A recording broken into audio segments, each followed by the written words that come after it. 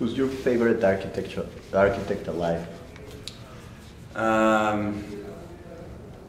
mean, until recently it would have been John Utzon, the Danish architect who designed the Sydney Opera, but he just died actually, sadly. I mean, I have a lot of sort of architectural heroes, but sort of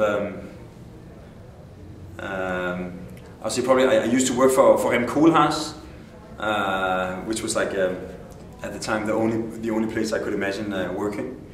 And now that we're in the Americas, and since he is still alive, like Oscar Niemeyer has been a great inspiration. I think so specifically in a sort of being in a Miami context. I think Niemeyer was one of the first architects who managed to take modernism out of this sort of purely rigorous, rational, dogmatic, orthogonal regime, and made it more like an instrument of the imagination rather than just this sort of dogmatic application of like a new set of rules that was almost as inhibiting as the historical styles that modernism was rebelling against.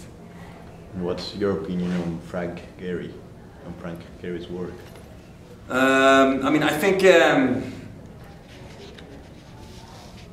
I mean, like no doubt that he has had like a major influence on the public perception of architecture. And I think maybe his greatest contribution is that obviously with the Guggenheim Museum in Bilbao, which I think is a great building. You can debate how much his architecture is an instrument for the development of society rather than a purely aesthetic exploration. But I think what he has done is he has, in a way, helped invent the celebrity architect. One of the benefits of that is that you quite often go and watch a movie because you like the actor or you think the actress is beautiful, not because you know what the movie is going to be all about. And basically, like, so famous movie stars, they sell movies and they might actually inspire you to see a really good movie just because you wanted to see the beautiful movie star. And in the same way, I think people like Frank Gehry has helped create a greater interest in architecture and a greater interest in the possible diversity of architecture than before him. Yes is more is the new less is more? I was about to say it's almost the opposite, but that's also not true. Anyway, I think what happened with less is more is that at the time it was incredibly liberating that architecture was drowning in the application of different historical styles, Baroque and neoclassic, whatever, like all kinds of historical styles were being sort of amassed on architecture. It was becoming this like purely academic exercise. And with less is more, it was this like refocus, trying to achieve more with less. With yes is more, what we're trying to introduce as an idea is that quite often architects see on one hand the pure architectural idea, and then on the other hand the interaction with the pragmatic interests of society.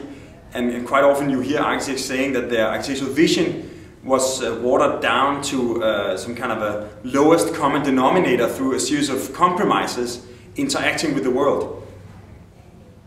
And rather than having this sort of preconceived idea about architecture and then trying to smash it into society until it gets chopped down to some kind of a ghost of itself, we believe in the idea of starting to look at society, at the different forces, the different interests that operate, and use, basically by saying yes to all those often conflicting demands, use that as a way to force the architecture into sometimes almost impossible somersaults when you have to make both the investor and the neighbors and the politicians and the residents and the offices and the housing happy at the same time.